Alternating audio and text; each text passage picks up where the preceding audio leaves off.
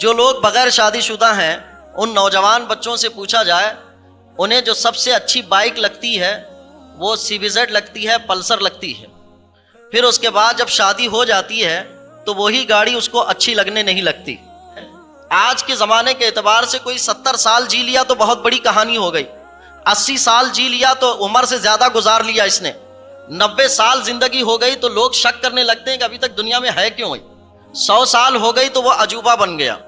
ماں باپ کی بات بندہ ڈھنگ سے سننا نہیں چاہتا، دوست کی بات ضرور سنے گا. 10ویں پڑھ کر کتنے بچوں نے تعلیم چھوڑ دی، 12ویں پڑھ کر کتنے بچوں نے تعلیم چھوڑ دی، اور اس کے بعد گریجویشن کی طرف جانے کی صورت تھی تو ان لوگوں میں بھی کئی لوگ ہی پہنچ پائے.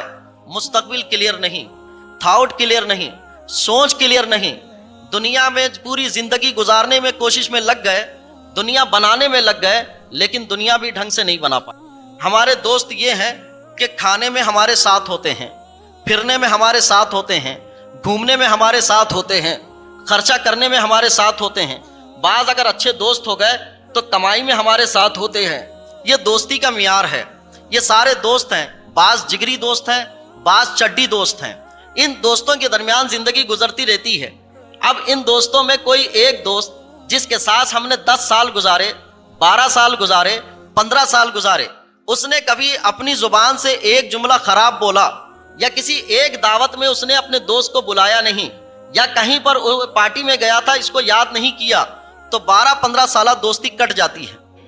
10ویں پڑھ کر کتنے بچوں نے تعلیم چھوڑ دی، 12ویں پڑھ کر کتنے بچوں نے تعلیم چھوڑ دی، اور اس کے بعد گریجویشن کی طرف جانے کی صورت تھی تو ان لوگوں میں بھی کئی لوگ ہی پہنچ پائے.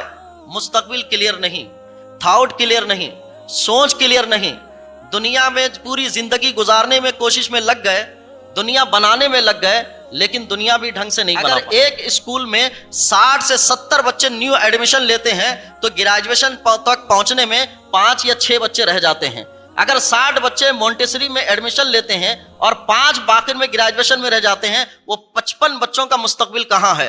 کیسے کیسے دوست تھے میرے، کہاں دھابے پہ جانا ہو تو دوستی نبھاتے تھے، ایک گاڑی پہ جانا ہو تو دوستی نبھاتے تھے، دعوتوں میں دوستی نبھاتے تھے، پارٹیوں میں دوستی نبھاتے تھے، برتھ ڈے پر دوستی نبھاتے تھے، ایک دوسرے کے ساتھ مار دھاڑ کرنا ہو تو دوستی نبھاتے تھے. آج ان سارے دوستوں کو جمع کیا جائے گا جن پر زندگی کا بہت سارا وقت خرچ کیا تھا ہم نے، وہ سارے دوست کہاں ہیں؟ کہا کہ کوئی دوست اب آنے والا نہیں ہے، اس لیے کہ وہ ساری دوستی ہم نے جو گزاری تھی اس سے دنیا بھی بہتر نہیں ہوئی اور آخرت تو بہتر اس دوستی سے ہونا نہیں تھا. اب ان دوستوں کی شکلیں دیکھے گا، وہ سارے دوست وہاں کھڑے ہوں گے اور وہ دیکھے گا ان کے ساتھ میں نے یہ زندگی گزاری تھی، ان کے ساتھ یہ کھیلا تھا، میں نے اس کے ساتھ سانپ سیڑھی کھیلی تھی، میں نے اس کے ساتھ جو ہے چکار کھیلا تھا، میں نے اس کے ساتھ کیرم بورڈ کھیلا تھا، میں نے اس کے ساتھ کرکٹ کھیلا تھا، میں نے اس کے ساتھ زندگی کے وہ حسین لمحات گزارے تھے. وہ دوست اب کیا کریں گے؟ کہا کوئی کسی کا دوست نہیں ہوگا. تو اب وہاں کھڑے ہو کر یہ بندہ مومن کہے گا یا ویلتا، بڑا افسوس ہے، لیتنی لم اتخذ فلانا خلیلا، اس کو دوست نہ بناتا تو بہتر ہوتا.